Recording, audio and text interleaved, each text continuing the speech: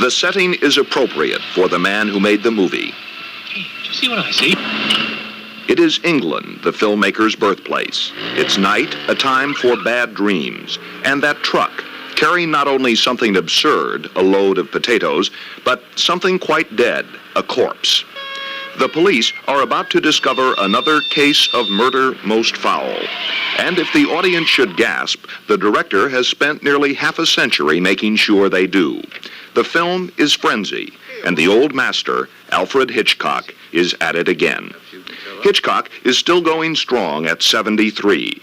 The famous chin line, or lack of it, more pronounced than ever. 47 years in movies, 52 films that bear his name. His work, macabre, demonic, sometimes hilarious. Historians may well elect someone else the most significant filmmaker of the 20th century, but for now, at least, Alfred Hitchcock is simply the most famous movie director in the world.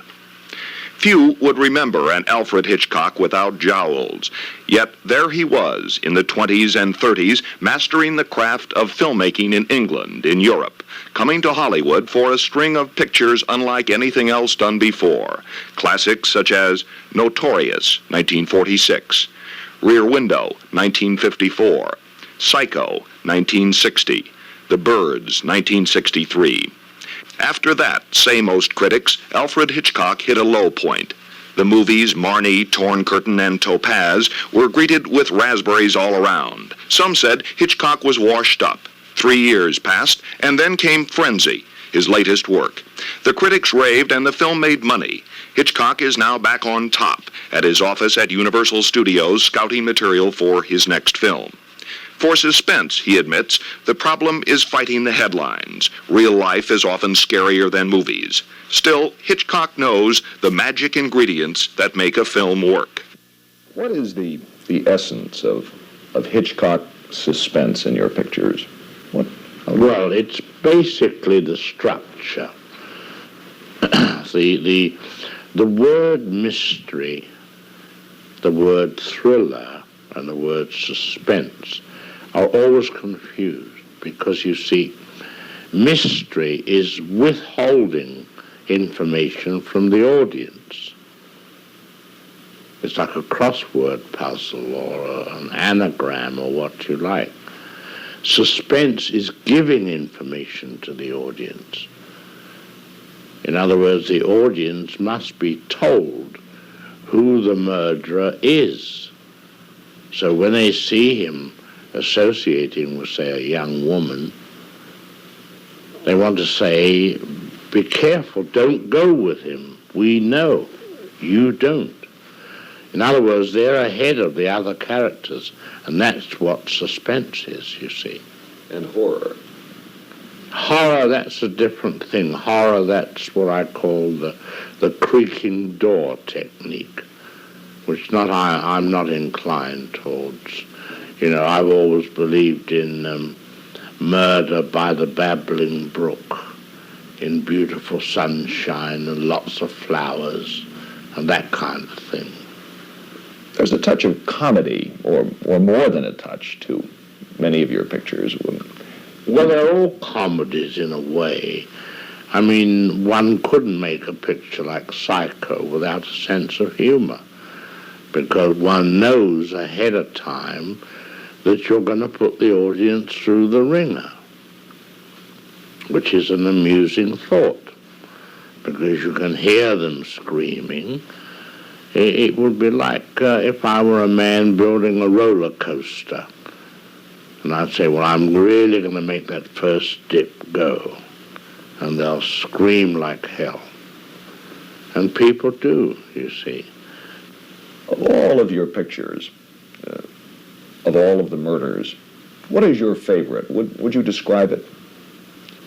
The scene I enjoyed as much as anything was the scene in the picture North by Northwest, where Cary Grant is chased by a crop duster.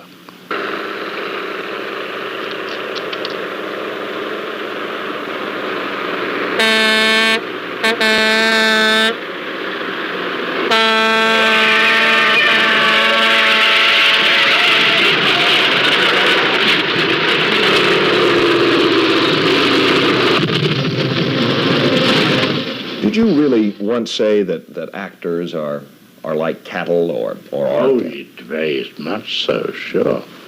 All actors are cattle. They're children. Look at the temperament you get. Look at the actors who walk off the set in what is called high dudgeon, whatever that is. And they've always been troublesome. I get on very well with them, you know. But, in fact, just the opposite. I won't have a row with them or anything. If they say to me, well, I think I'd do it this way, I say, you do it that way. That's okay with me. There's always the cutting room floor. So, you know, I once made a speech once, and I said it has been said of me that I call all actors cattle. I said I would never say such a mean thing about actors or anything so awful as that.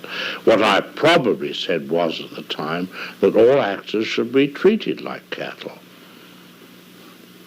Some see in Alfred Hitchcock's work more than just white-knuckled suspense. His films, they say, tell us subtle, horrifying things about anxiety, alienation, and the triumph of evil in modern society. If so, Hitchcock doesn't let on, playing instead the role of the droll, slightly sinister storyteller. The Los Angeles Museum of Art recently ran a retrospective of his best films. Hitchcock appeared before a sellout crowd of mostly young people, rewarding them with ghastly anecdotes. As the head burned, it caused the eyes to open and look up at him. And he rushed out and stayed on the beach for the rest of the night.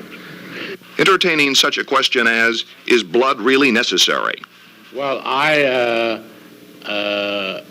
haven't indulged in violence very much, except to suggest it. For example, I made the film Psycho in black and white, just for the sole purpose of not showing blood, which would have been very, very unpleasant. Unless you prefer to drink it. And the most intriguing question of all, would Alfred Hitchcock like to do a stage play, a musical, or a film without suspense? No, the cobbler should stick to his last. Like the old Gershwin song, what I do, I do well. I hope. For all his theatrics, all his genius, Alfred Hitchcock is still a very private person. If you ask, he will draw for you the famous caricature of himself once used to introduce his television program. But it shows only the barest of outlines. That may be just as well. To fill in the blanks would spoil the suspense, and suspense is what Alfred Hitchcock still does better than anyone else around. Terry Drinkwater, CBS News, Hollywood.